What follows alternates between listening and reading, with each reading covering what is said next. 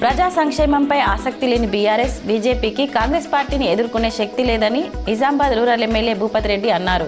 మంగళవారం ఆయన మాట్లాడుతూ ప్రజా సంక్షేమమే లక్ష్యంగా కాంగ్రెస్ ప్రభుత్వం అనేక పథకాలను అమలు చేస్తోందని, అదే కారణంగా ఓటింగ్ శాతం కాంగ్రెస్ పార్టీకి అనుకూలంగా 80% వరకు నమోదైందన్నారు.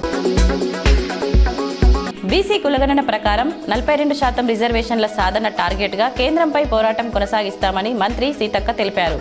రాష్ట్రంలో 2 విడతల్లో 8,566 పంచాయతీల్లో ఎన్నికలు పూర్తయ్యాయి అన్నారు. గ్రామస్థాయిలో కూడా కాంగ్రెస్ సత్తా చాటిందని చెప్పారు.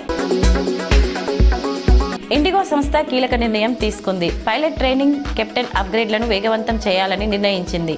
గతంలో నెలకు 35-45 మందిని కెప్టెన్గా ప్రమోట్ చేసిన సంస్థ ఈ ఏడాది 10 నుండి 12 మందికే పరిమితమైంది. ఇక జనవరి నుంచి మళ్లీ పూర్తి స్థాయిలో అప్గ్రేడ్లు ప్రారంభించనుంది.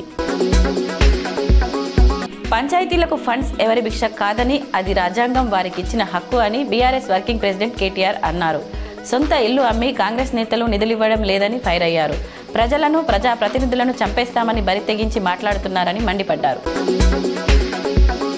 నిజామాబాద్ మున్సిపల్ కమిషనర్ దిలీప్ కుమార్ అధికారులతో అర్బన్ ఎమ్మెల్యే ధన్పాల్ సూర్యనారాయణ మంగళవారం సమీక్షా సమావేశం నిర్వహించారు. టీయూఎఫ్ఐడిసి ఆధ్వర్యంలో కొనసాగుతున్న అభివృద్ధి పనుల పురోగతి, అలాగే నగరంలోని రహదారులు, డ్రైనేజీ, తాగునీరు, పారిశుద్ధ్యం వంటి అంశాలపై సమీక్షించారు.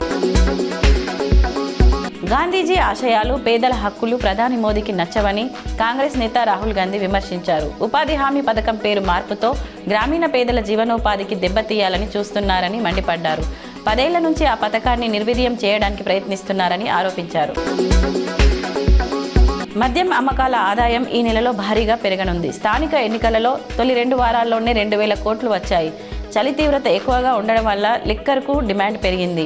అటు క్రిస్మస్ ఫెస్టివల్, నూతన సంవత్సర వేడుకలు ఉండడంతో అమ్మకాలు పెరగనున్నాయి.